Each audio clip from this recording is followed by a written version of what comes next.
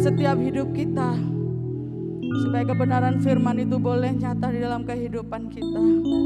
Kita boleh mempersembahkan buah bagi Dia.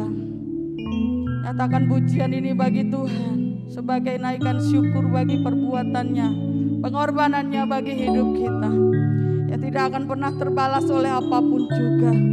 Selain kita mempersembahkan hidup kita bagi Dia.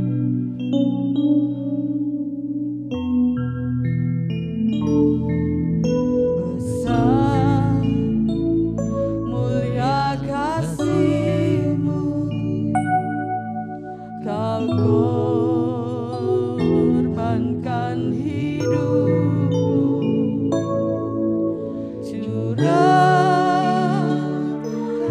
darah-Mu sebagai ganti dosaku. Kau berikan harapan di dalam kesesakan. Agunglah perbuatan-Mu, Tuhan. Perbuatan-Mu, Yesus Tuhan, penebusku. Karena kasih-Mu yang selamatkanku, menyucikan dan menebus hidupku. Ku naikkan syukur buat pengorbanan-Mu, Maha mulia dan terindahkan Yesus.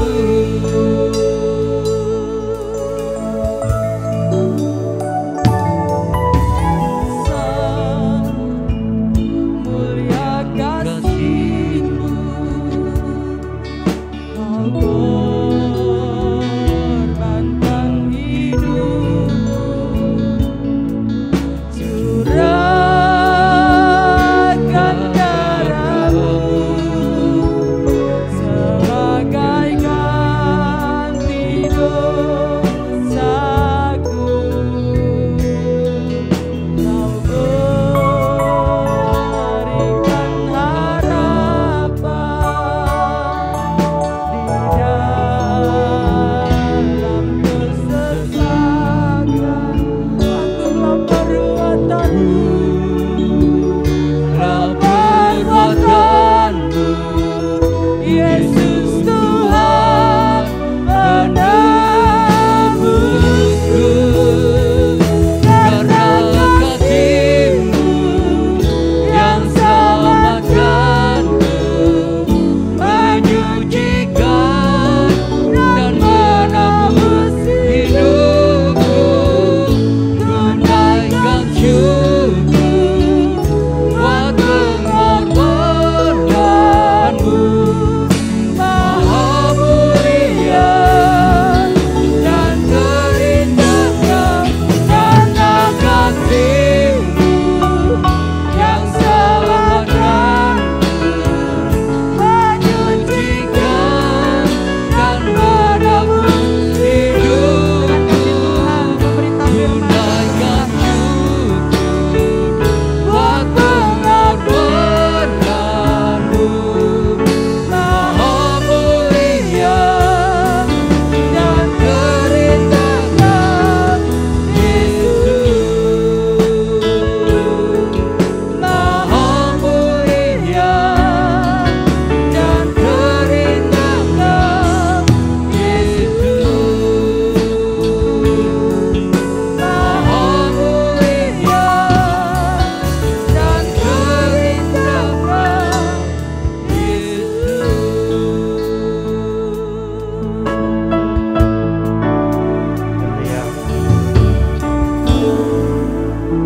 Terima kasih Tuhan, pagi hari ini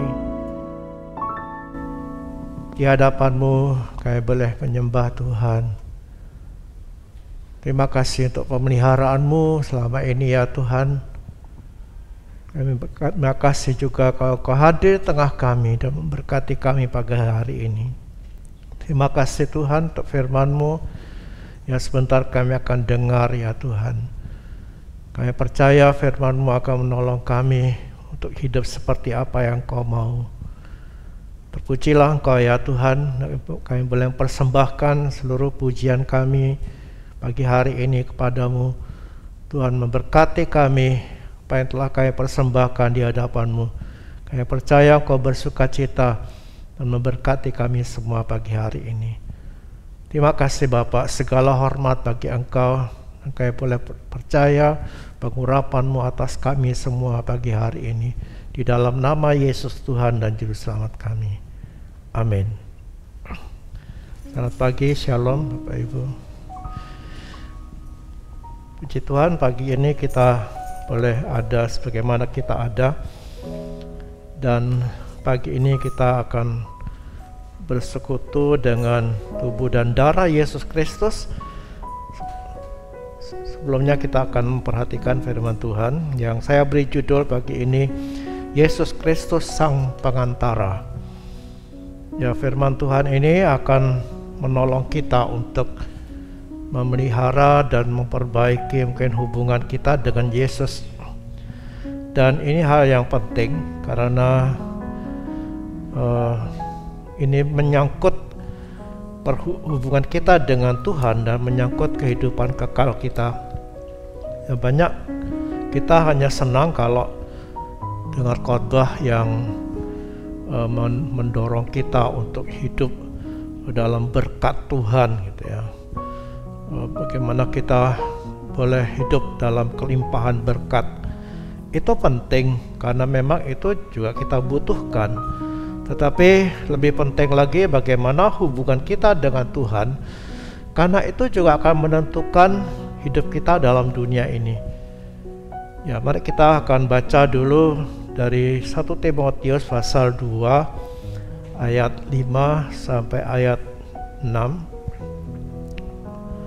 Karena Allah itu Esa, dan Esa pula Dia yang menjadi pengantara antara Allah dan manusia, yaitu manusia Kristus Yesus, yang telah menyerahkan dirinya sebagai tebusan bagi semua orang.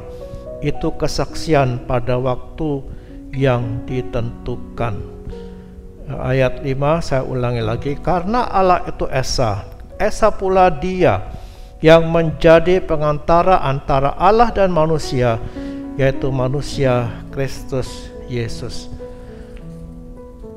Tuhan menciptakan manusia ini sebagai teman sekerjanya, ya, sebagai teman sekutunya. Dan kita melihat dalam Kejadian itu bagaimana akrabnya Allah dengan manusia.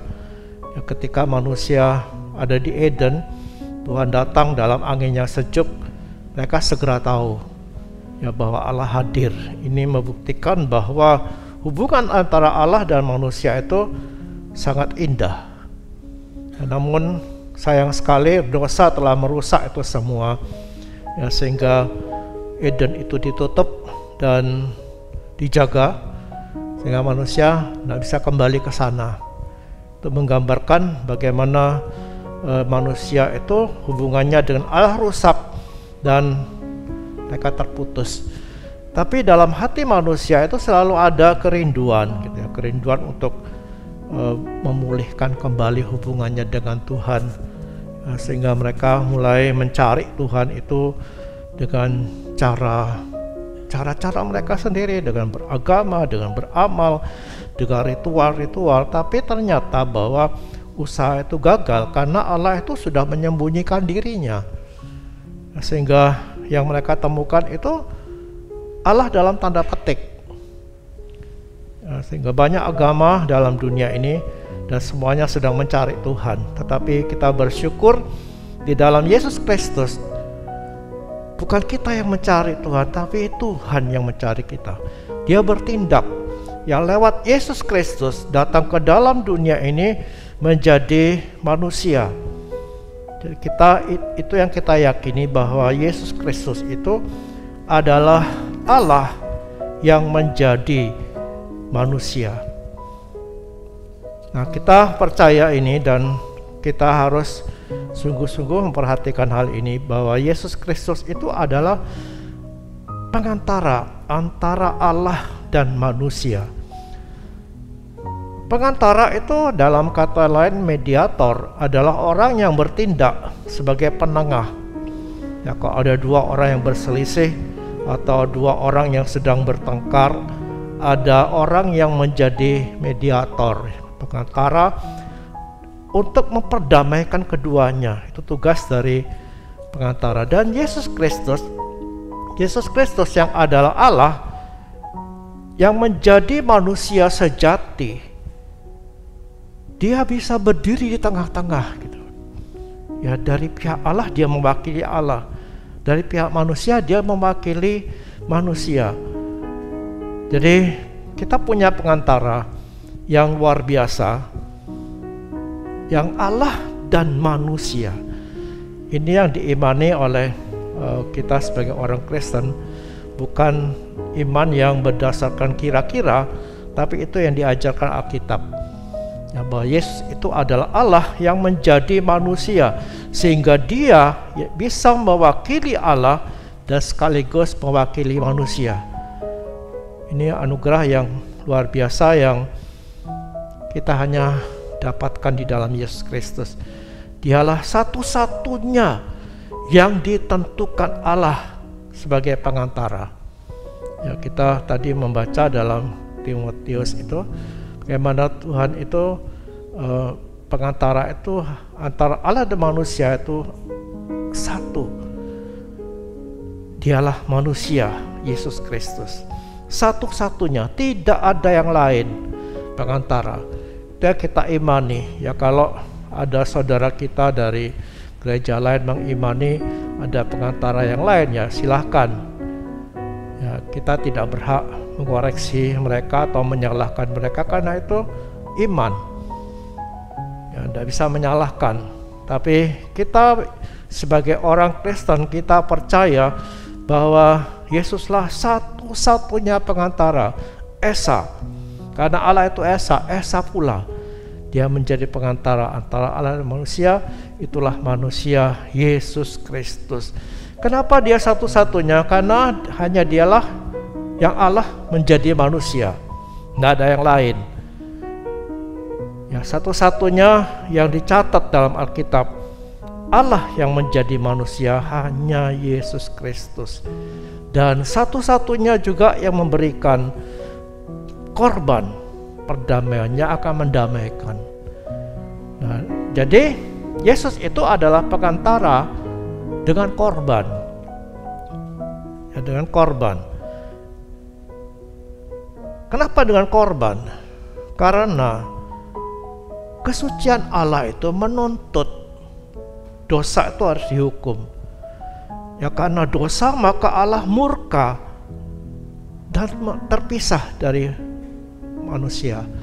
Ya, manusia diusir dari Taman Eden dan Taman Eden itu ditutup. Itu lambang bagaimana terpisahnya manusia dengan Allah karena dosa. Jadi masalah dosa ini bukan masalah yang ringan gitu ya. Masalah enggak apa-apa, itu sebagai manusia kita itu punya kelemahan. Ya memang. Ya kita harus akui itu, tetapi dosa itu adalah sesuatu yang serius. Kenapa? Sebab itu telah memisahkan kita dari Allah. Dosa yang seperti apa? Namanya dosa. Ya, kitab tidak memberikan kelas-kelas ini dosa yang kecil, ini dosa yang besar. Yang namanya dosa tetap dosa, dan itu sudah mengganggu perhubungan kita dengan Allah. Dan itu bukan main-main. Kenapa? Karena Allah menuntut itu harus dihukum. Dan kita percaya bahwa hukuman dosa itu ada sesuatu yang sangat mengerikan, yaitu terpisahnya kita dengan Allah selama-lamanya. Dan itulah yang disebut dengan kebinasaan kekal, atau umum mengatakan itu neraka, yaitu terpisahnya manusia dari Allah, dijauhkan dari hadirat Allah. Itu yang dikatakan Alkitab dalam Tesalonika, dijauhkan dari hadirat Allah. Dan itu sangat mengerikan sebetulnya. Kita sering menggambarkan atau digambarkan oleh orang-orang bahwa neraka itu seperti api yang menyala-nyala. Ya, saya tidak tahu, kita tidak tahu apakah benar-benar itu berbentuk api atau itu satu situasi yang sangat mengerikan karena tidak ada Allah di situ. Tapi itulah akibat dosa. Dan keterpisahan manusia dengan Allah ini harus diselesaikan dengan apa? Dengan korban, dengan hukuman yang harus dijatuhkan. Barulah murka Allah itu akan reda kalau hukuman itu sudah dijatuhkan. Dan Yesus Kristus datang ke dalam dunia ini. Dia mewakili manusia yang seharusnya dihukum. Dia yang menanggung hukuman itu. Dan ketika hukuman itu sudah ditanggungkan atas Yesus, Allah reda murkanya dan tidak perlu dihukum lagi. Ya, dia tidak perlu lagi menghukum manusia yang sudah diwakili oleh Yesus Kristus. Jadi Yesus menyelesaikan perseteruan dengan Allah ini dengan korban. Ya, dengan korban. Jadi Yesus itu menjadi pengantara antara Allah dan manusia dengan korban, bukan diangkat lewat pernyataan. Ya, ada yang menyatakan mungkin Yesus ini menjadi pengantara antara Allah dengan manusia, lalu tiba-tiba jadi pengantara. Tapi dengan korban, memberikan korban. Ini satu harga yang mahal. Ya, kenapa? Karena harus ditanggung oleh Yesus Kristus sehingga dia terpisah dari Bapaknya. Ya, kita sering mendengar juga bagaimana ketika di atas salib itu, pada saat-saat terakhir dari kehidupannya, dia berseru, Eloi, Eloi lama sabatani, mengapa engkau meninggalkan aku ya Allah? Itu penderitaannya dahsyat. Ya, bukan sekedar Allah tidak ada, tidak apa-apa. Nah, kita kan sering begitu kan, kita pikir tidak apa-apa, yang penting masih punya tenaga untuk bekerja, masih punya ilmu, masih punya keahlian untuk menghadapi kehidupan ini. Kita tidak menyadari kalau Allah tidak menyertai kita, itu keadaan yang sangat mengerikan. Itu sebabnya kenapa Yesus berteriak, ya Allah, mengapa engkau meninggalkan aku? Itu juga mengapa Musa, ya, ketika dia mendengar bahwa Allah tidak akan menyertai bangsa ini, hanya akan mengutus malaikatnya, Musa mengatakan tidak. Kalau engkau tidak menyertai kami tidak mau berangkat dari tempat ini. Kenapa? Karena dia menyadari bahwa keterlibatan Allah dalam hidup bangsa ini, bangsa Israel ini, adalah sesuatu yang sangat penting. Bagaimana dengan kita? Ya, keterpisahan kita dengan Allah karena dosa itu sesuatu yang serius. Ya, jangan dianggap enggak apa-apa. Ya, tidak, tapi keterpisahan karena dosa kita dengan Allah itu adalah sesuatu yang sangat serius. Kalau Allah tidak menyertai kita, kalau kita tidak berdamai dengan Allah, itu sesuatu yang sangat serius. Nah, mari kita lihat apa sih peran Yesus sebagai pengantara. Tadi kita melihat bahwa korban Yesus Kristus itu, dia telah bayar hukuman dosa itu sehingga Allah mau berdamai dengan kita. Dia berdamai, Allah berdamai dengan kita karena korban perdamaian itu sudah diberikan Yesus Kristus. Dia menjadi pengantara dengan korban itu. Nah, sekarang kita ada bersama dengan Tuhan. Orang-orang yang percaya kepada Yesus Kristus itu telah diperdamaikan dengan Allah. Itu sebabnya kita disebut sebagai anak-anak Allah, jadi sahabatnya Allah, karena perseteruan itu sudah dipatahkan oleh korban Yesus Kristus. Nah, selain dia memberikan korban perdamaian, Yesus itu juga menyampaikan firman Tuhan. Ya, tadi kita melihat bahwa Yesus sebagai perantara itu antara Allah dan manusia, dia berdiri di pihak Allah karena dia Allah memang. Tapi dia akan berdiri juga di pihak manusia. Nah, kita melihat sekarang ketika dia berdiri di pihak Allah, apa yang dia buat? Dia menyampaikan firman Tuhan dalam Ibrani pasal 1 ayat 1 dan 2. Saya baca begini. Setelah pada zaman dahulu Allah berulang kali dan dalam berbagai cara berbicara kepada nenek moyang kita dengan perantaraan nabi-nabi, maka pada zaman akhir ini Ia telah berbicara kepada kita dengan perantaraan anaknya yang telah Ia tetapkan sebagai yang berhak menerima segala yang ada. Oleh Dia Allah telah menjadikan alam semesta. Ya, ketika Tuhan itu berbicara kepada manusia dalam perjanjian lama itu dituliskan, Dia mengutus para nabi. Nabi-nabi diutus untuk berbicara kepada manusia, menyampaikan firman-Nya. Tetapi pada zaman akhir ini katanya, Dia berbicara kepada kita dengan perantaraan anaknya. Jadi Yesus bukan hanya memperdamaikan gitu aja, sudahlah selesai sudah. Ya, hubungan antara Allah dan manusia selesai dengan korban. Tapi Dia berperan terus. Ya, ketika kita sudah selesai dengan Allah, Dia menyampaikan firman Allah. Jadi Allah berbicara lewat Yesus Kristus. Dia memperkenalkan dirinya kepada manusia lewat Yesus Kristus. Dan kita bersyukur karena apa yang Yesus lakukan itu berbeda dengan nabi-nabi yang tadi disebut di dalam Ibrani 11 tadi. Ibrani 1 tadi. Ya, bahwa Dia berulang kali berbicara kepada nenek moyang kita dengan perantara nabi-nabi. Dan Yesus Kristus juga menyampaikan firman Allah. Tapi berbeda dengan para nabi. Sebab kalau para nabi itu mengatakan demikianlah firman Allah. Ya, kalau kita baca dalam kitab Nabi Yesaya atau kitab-kitab nabi yang lain, para nabi itu berbicara dengan atas nama Allah dan dia mengatakan demikianlah firman Tuhan.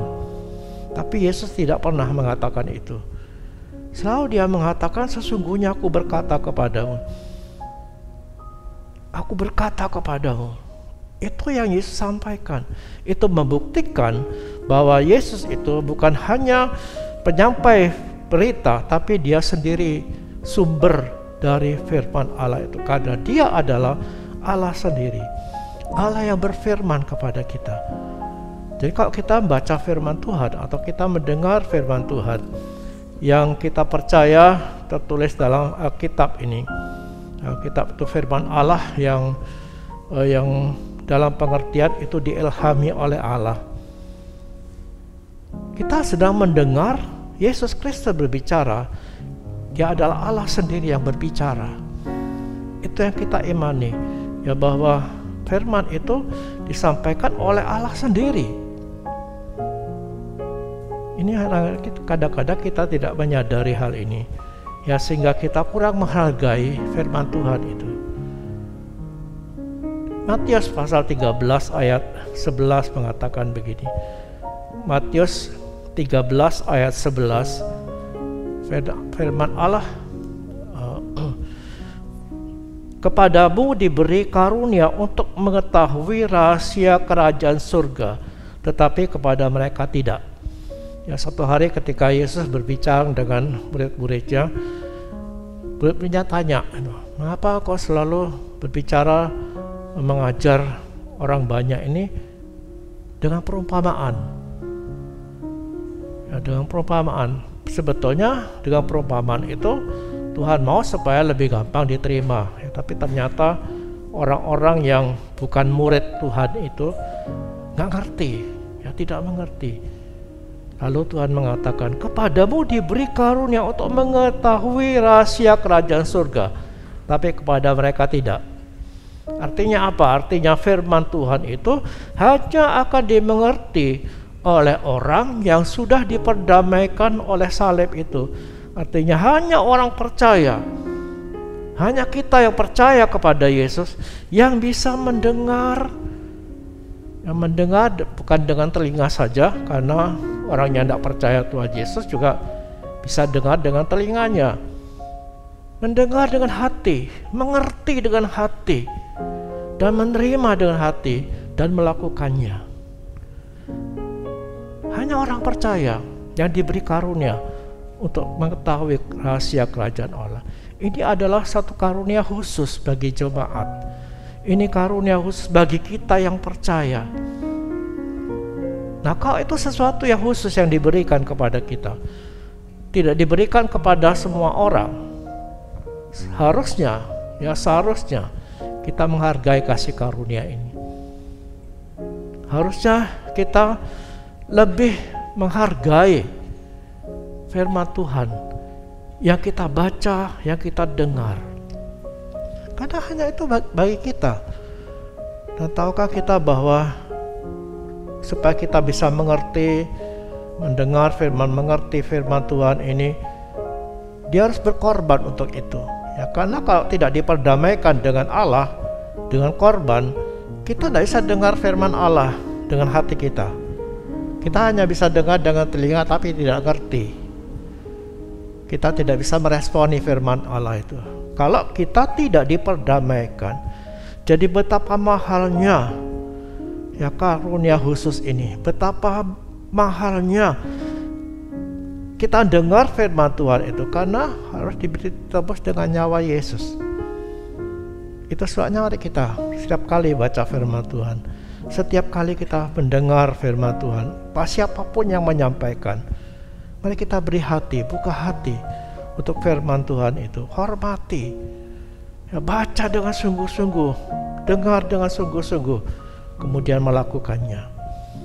Karena itu karunia khusus bagi kita, dan itu dibayar dengan nyawa. Ini kadang-kadang kita tidak menyadari bahwa firman Tuhan itu ada hubungannya dengan nyawanya Yesus. Karena kalau kita tidak ditebus oleh darah Yesus, kita tidak akan pernah mengerti firman Tuhan. Mari kita belajar menghargai, ya, karena ini hanya diberikan kepada orang yang sudah ditebus dengan darah.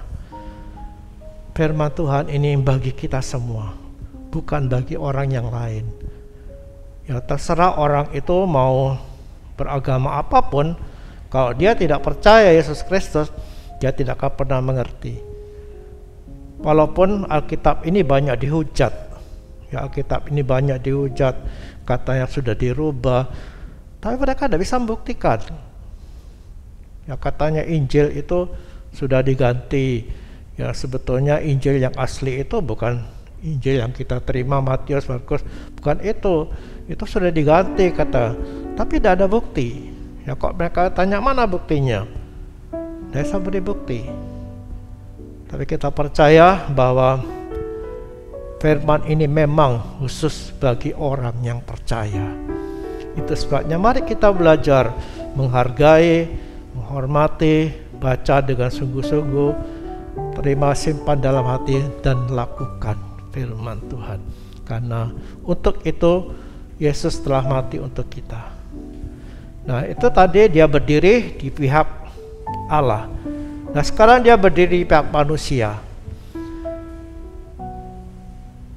Imam besar katanya dalam Ibrani pasal, saya bacakan ya, Ibrani pasal 5 ayat 1 dan 2. Dikatakan begini, sebab setiap imam besar yang dipilih dari antara manusia ditetapkan bagi manusia dalam hubungan mereka dengan Allah, supaya ia mempersembahkan persembahan dan korban karena dosa. Ia harus dapat mengerti orang-orang yang jahil dan orang-orang yang sesat, karena ia sendiri penuh dengan kelemahan. Sebab imam besar yang kita punya bukanlah imam besar yang tidak dapat turut merasakan kelemahan-kelemahan kita. Sebaliknya sama dengan kita, ia telah dicobai, hanya tidak berbuat dosa. Ibrani ini ditujukan memang kepada orang-orang Yahudi yang mengenal sistem ibadah dengan menggunakan perantara, yaitu imam besar dan imam-imam. Ya, imam besar ini adalah kepala dari imam-imam yang tugasnya itu setahun sekali masuk ke dalam ruang Maha Kudus untuk memberikan korban di situ. Nah, imam besar di ayat tadi mengatakan itu dipilih dari antara manusia dan ditetapkan bagi manusia dalam hubungan mereka dengan Allah. Dan Yesus Kristus itu adalah imam besar kita. Ya, karena dia dipilih di antara manusia, karena dia manusia. Ya, dia manusia yang berperan untuk menjadi pengantara antara kita dengan Allah. Kalau tadi dia berdiri sebagai Allah yang menyampaikan firman. Ya, dulunya lewat nabi-nabi, tapi sekarang dia berbicara sendiri. Berfirman dengan langsung gitu. Tetapi sebagai manusia, dia berdiri di pihak manusia, dia menjadi imam besar yang biasanya sebagai juru syafaat. Ya, dalam kamus bahasa Indonesia, syafaat itu adalah perantara untuk menyampaikan permohonan kepada Allah. Ya, dia yang menyampaikan korban doa-doa kita. Dia mendoakan kita. Dia menjadi pembela kita di hadapan Bapa.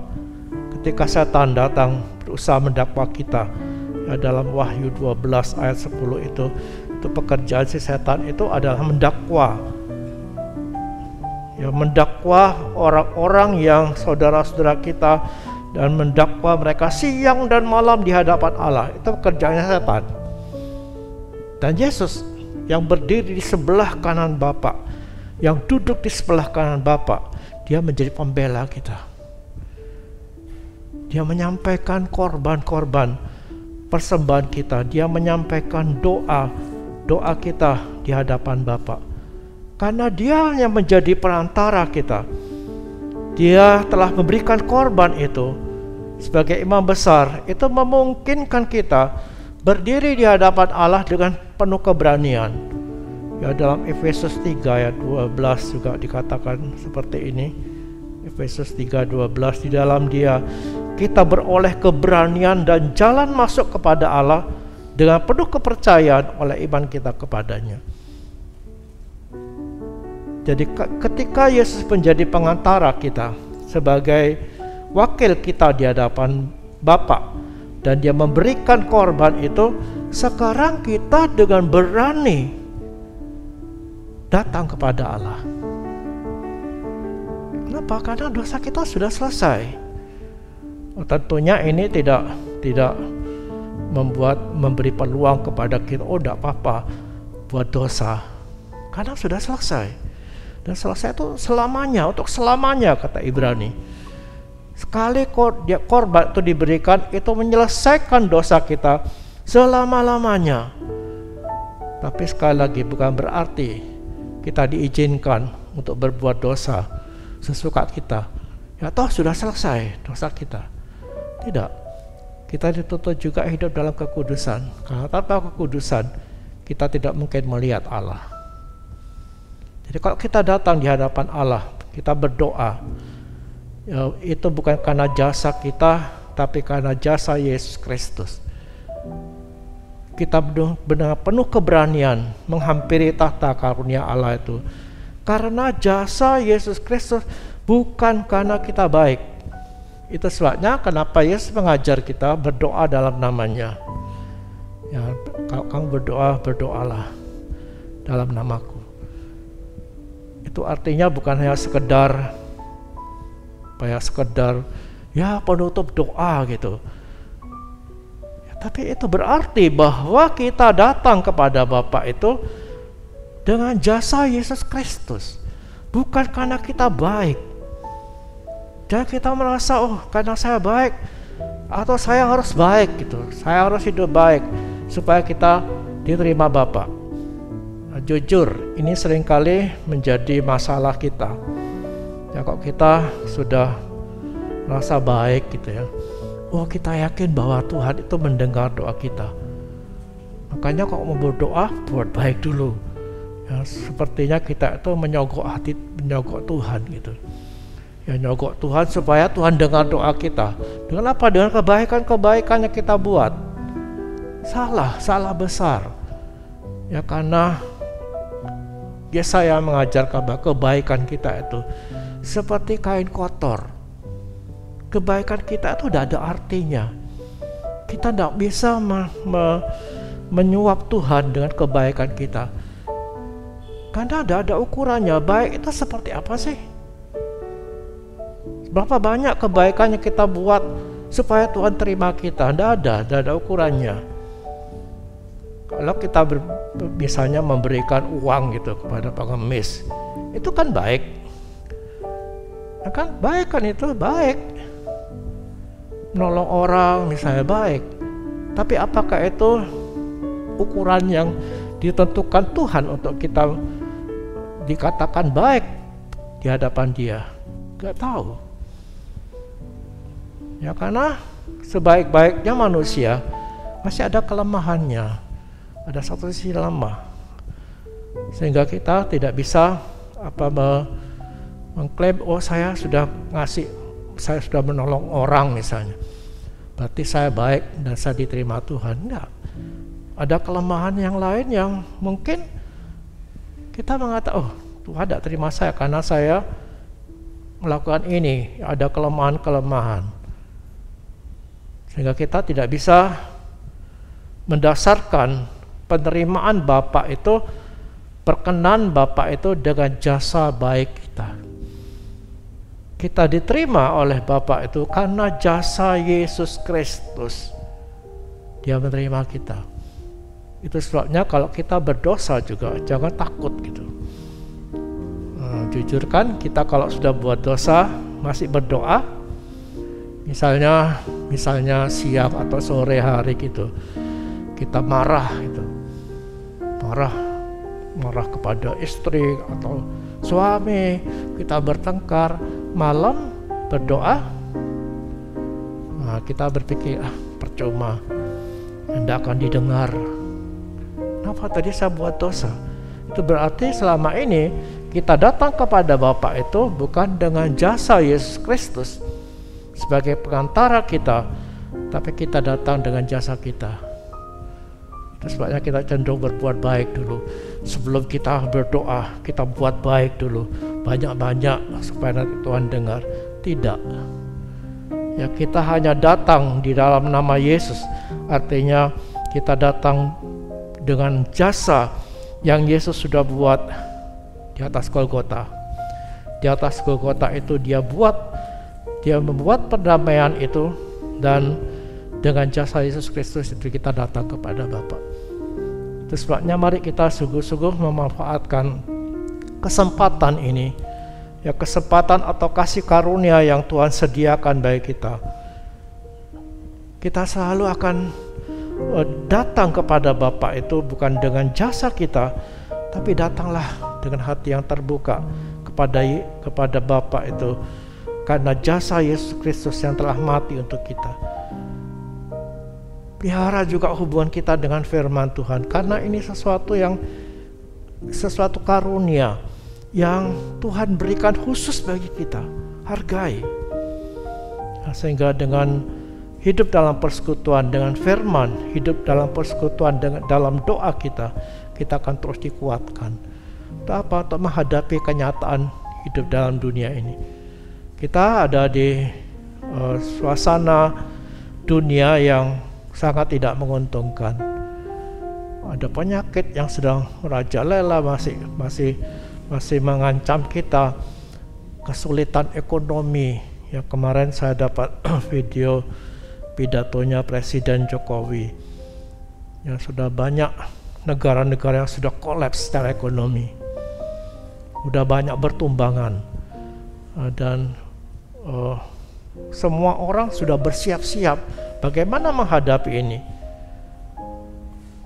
Nah, kita tidak berdaya menghadapi kenyataan dalam hidup ini. Kita bisa berusaha, tapi tidak menjamin bahwa usaha kita akan berhasil. Apa mesti kita buat? Kita tidak mungkin menghindar dari masalah yang sedang melanda dunia ini.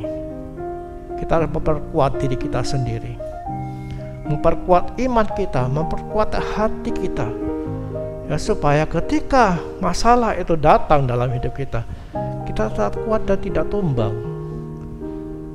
Kita diumpamakan tetap dengan sebuah ilustrasi ini, ketika kita sedang berjalan di jalan yang berkerikil gitu, batu tajam, apa kita buat? Menyingkirkan batu-batu itu perkara yang sulit. Karena kalau jalan itu penuh dengan kerikil, apa bisa kita buat? Pakailah sepatu yang tebal. Bukan menyingkirkan batu-batu itu, tapi pakailah sepatu kuat menghadapi kenyataan hidup dalam dunia ini. Kita tidak mungkin menyingkirkan masalah itu. Kita tidak mungkin mengatasi masalah itu dengan kekuatan kita sendiri. Apa yang kita harus buat? Perkuat hatimu, perkuat imanmu. Dengan cara apa? Hargai firman yang sudah diberikan kepada kita, dan hargailah waktu-waktu di mana kita bisa menyembah Tuhan, bersekutu dengan Dia, sehingga kita terus akan dikuatkan untuk menghadapi kenyataan hidup ini. Amin.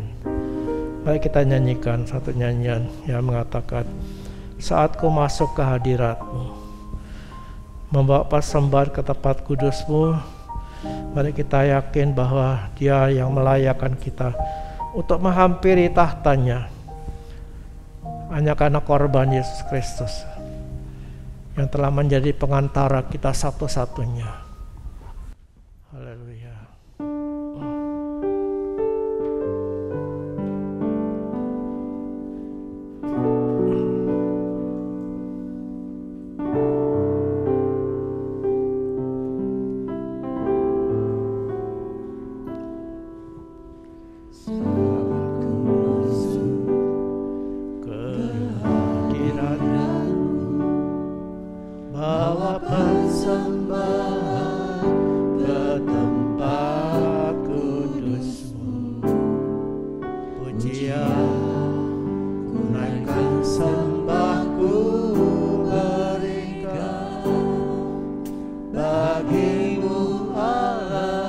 Ya